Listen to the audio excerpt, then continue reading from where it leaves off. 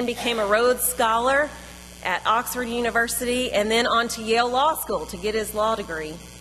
Even after all that education, he decided that what he needed to do was go back to Newark and help the city overcome its horrific problem with crime. So he launched a career in politics as a young man. He chose to live in the city's tenement housing while in office so that he would have the same sense of urgency as his constituents. He reported that his first few rounds in the city council were very unsuccessful. He tried to legislate more police and law enforcement against the gangs in his area, in his neighborhood. But he was voted down 8-1, 8-1, 8-1, over and over and over again. It was on one of those losing days that on his way home, one of the managers of a tenement house next door to his called him in a panic. The security company that had been hired to watch over the high-rise had quit because the gang in control of the drug trafficking in that neighborhood had set fire to it. It'd be enough for me to quit, I think. Looking back, he said he's ashamed of his response. He said, I don't know what I can do. I've tried today, last week, this year. I've tried over and over and over again. I don't know what I can do. He went home and walked in his building, and sure enough, just he said, whenever you need the elevators to work in a tenement house, they didn't. And he started his journey up 19 flights of stairs. And on the 18th floor, this massive man met the grand 4.5-foot stature of the mightiest woman he said he ever knew, his mentor and his tenement housing manager. With her hands on her hips, she looked at him with the look. And he said, I don't know what I can do. See, word had already spread to her. I don't know what I can do. I have no water. And she said, oh, I know what you need to do. He was like, well, what? Tell me. She goes, yeah, I know what you need to do, all right. You need to do something. You got to do something. He said he was so mad, and he stormed off into his apartment, up that last flight of stairs, and slammed the door, flopped on his couch, panicked and distraught, and there was his Bible sitting on his coffee table right in front of him. And he picked it up, and he began to read about Jesus going into the wilderness, because that's how he felt. And he realized that what Jesus did that day was fast and pray. Now, Cory Booker didn't know how to get his adversaries to hear the cries of the people he was serving. But he said, I knew how to fast and pray. And so he did. He erected a tent in the middle of the garden of this tenement housing project, and he began to fast and pray. And he said, like any good politician, he's like, that was one thing I could do, was call a press conference. And so hundreds of people then came to begin to fast and pray. And after 10 days, the other city council members came. And his greatest adversary hugged him and prayed with him and said, you're right. It is time to take control of the safety of these people.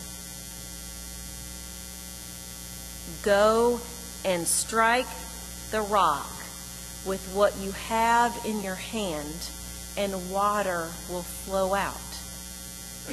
It was the something he could do. Cory Booker also told a story about when he was a child on a city football league. He remembered a coach pumping up his team by having everyone raise their hand as high as they could. Let's just try that right now. Raise your hand as high as you can. Okay, now raise it a little bit higher. Yeah, see, It does work. 2 or 3 inches there we gained right there at the end. He said, that was so inspiring. Just when you think you're at your highest peak, you can push it a little bit further and reach the highest bar raised for you. He loved that speech. And so when he was asked to go and talk to a Boys and Girls Club, Cory Booker said, I knew exactly the speech I was going to use. So he arrived that day and got ready and introduced himself. This is the mayor of Newark, and he had his speech all planned. Started out, asked them to raise their hands. He said some of the kids raised their hand, some didn't. Not all of them were really all that interested.